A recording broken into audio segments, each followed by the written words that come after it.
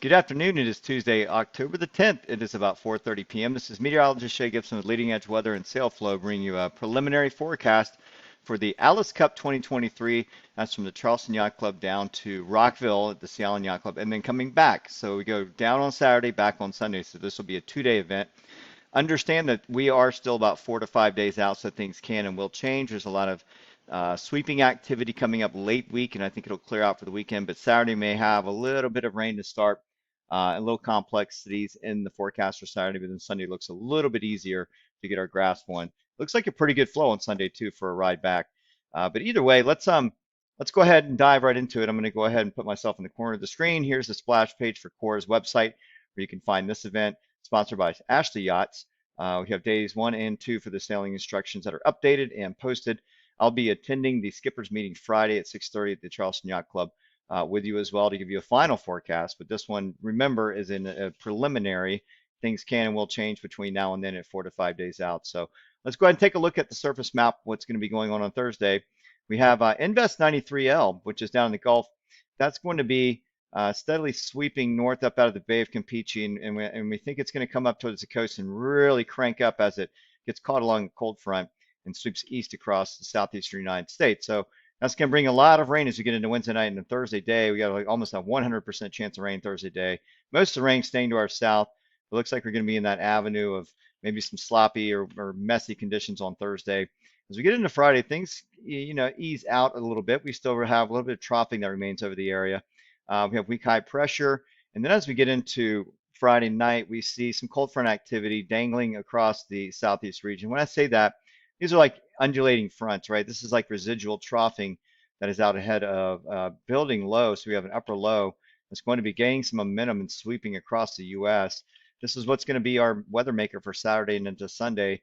It looks like with the frontal activity, the stagnant frontal activity out ahead of it, with clouding and troughing, maybe not so much rain as we get into Friday and Saturday morning. I think overnight Friday and Saturday morning we may see some showers.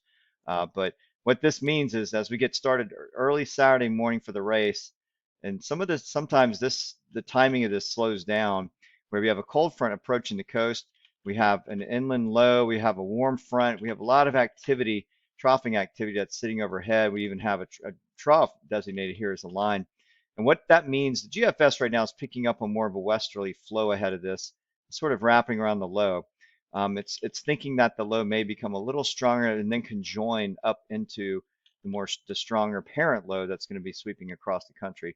So the Euro is not so convinced it has more of a southerly flow to start, and I'll get into those differences in just a moment. What it means is that Saturday's just really tough right now to see it 4 days out. So we'll get into that in just a moment. But as we get into Sunday, that low passes off of the mid-Atlantic coast, and we have this pretty modest to moderate wraparound northwesterly gradient that's going to be coming down across the area. So, if we had high pressure settled out here over the Midwest, this would be a very strong gradient between the two, but we don't. This is pretty much going to be a wraparound flow all the way around as we get into Sunday morning. So it looks like more of a modest wind regime from the Rockville area up to Charleston. So looking at the Euro, and the only reason I'm showing the southeast region as a whole here is because when we get into the states, when we get into that granular of a level, we lose the knots and the wind streams. So we end up having to switch to miles per hour, which I want to keep it as knots for right now. But we can see this is Saturday morning early at about 5 in the morning. This is UTC time, so that means we have to back it up 4 hours until we get to our daylight savings time, and then we back up 5 hours.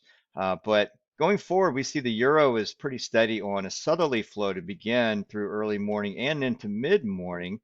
And so that's more of a south-southeast flow with maybe 6 to 10 knots. Now, as we get into late morning, we see that shortwave low start to wrap winds around with it. And so we see that southwesterly flow kind of getting a gain up to 8 to 12 or 9 to 13 knots by early to mid-afternoon. And then as we keep going, we see pretty much a steady west-southwest flow from mid to late afternoon and into the night, and that's going to be 6 to 10 knots. So more of a modest, light to modest flow from the Euro model. If we look at the GFS, we see some distinct differences here. We see a south-southwesterly flow to begin early Saturday morning, and going forward, the GFS keeps this as more of a westerly regime at about 7 to 11 or even 8 to 12 knots. So either way, I think we're looking at modest flow. It's just going to be from which direction. That's going to be really, really tricky. Sunday, the GFS really pulls that northwest flow around. I think we're going to be in the 8 to 12 knots ranges. But knowing this upper low, if this upper low gains a little strength and it's 996 millibars at this point off the mid-Atlantic, it's an occluding low. So this is a full, almost a full blown nor'easter for these areas up north.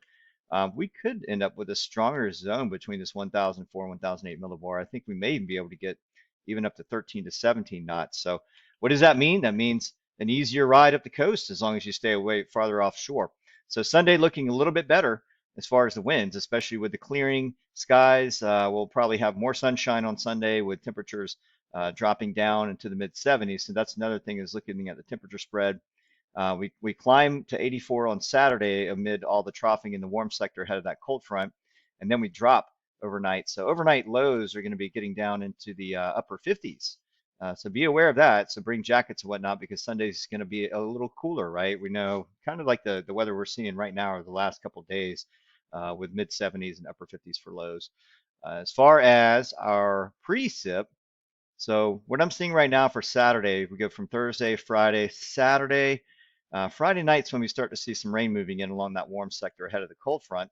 That's where the warm front exists. We have shortwave low, mid-state, and then we start to see some rains overnight into Saturday. But I think a lot of that starts to really clear out right by the time the race is going to start at 8:30 to 9 o'clock. So I think the pursuit boats start at 8:30 and the rest start at 9. So looking pretty good for the start and through the day as long as the models are holding up on the precip. And then we really, the cold front that's coming is really a dry front. Um, as we see, the parent low is not really making a deep connection to the Gulf. All of that Gulf moisture that was associated with Invest 93L a couple of days before really got pulled up and across. But now we're dealing with a drier air mass all the way around because high pressure to the north and it's wrapping dry air around it. So we have a dry cold front. So not much to worry about, I think, for Saturday and Sunday, maybe some early showers and then clearing out. Cloudy on Saturday. We'll keep the clouds around and breaking up in the afternoon and then sunny on Sunday. As far as waves, now look at I always like to look at the NWPS for this. Well, I'm not sure what's going on. I have an inquiry out via email to NDBC. It looks like their maps are not updating. So the last update was 10.1 and only goes to 10.9. So I'm not even seeing today's data on any of these buoys. So I'm not really sure what to say there, but I do have a contingency plan for that. If we look at Surfline and we go into Thursday, we can kind of see what the wave activity is going to look like. So here's that surge of that short wave that goes offshore Thursday from that Invest 93. And then things start to really calm down on Friday. And we see these lower wave heights going into Saturday morning. So we're going to be about, let's say 1 to 2 feet within 5 to 10 nautical miles, probably ranging up to 2 to 3 feet as we get out to 20 to 30 nautical miles. So depending on how far out you go, of course, it'll be a little bit more swell, but the swell period and direction I can't quite see yet unless those data points get filled in. Now I will be looking at Surfline to determine that, but one thing about them is they only do the coastal zones, not the offshore buoy zones. So we'll figure all that out by the time the skippers meeting rolls around Friday. But for now, that's what it's looking like. Modest west to west southwest winds on Saturday, and modest to hopefully moderate northwest wraparound flow on Sunday, and that's going to do it for this preliminary forecast for the CORA Alice Cup this year. And I'll post this on the website under the skippers. In fact, let me go ahead and show you real quick. Where to find this is going to be on the CORA website under the skippers info, under the offshore wind and weather, and that's where it is. So I'm going to be deleting all this old data and put in the new data for this week. But that's where you're going to find it. All right, folks. Well, that's a wrap. I will do another forecast, or first initial forecast for Thursday, final on Friday at the skippers meeting, and an update for Saturday morning if needed. All right, everybody. Thanks a lot. Have a good rest of your day and afternoon and evening.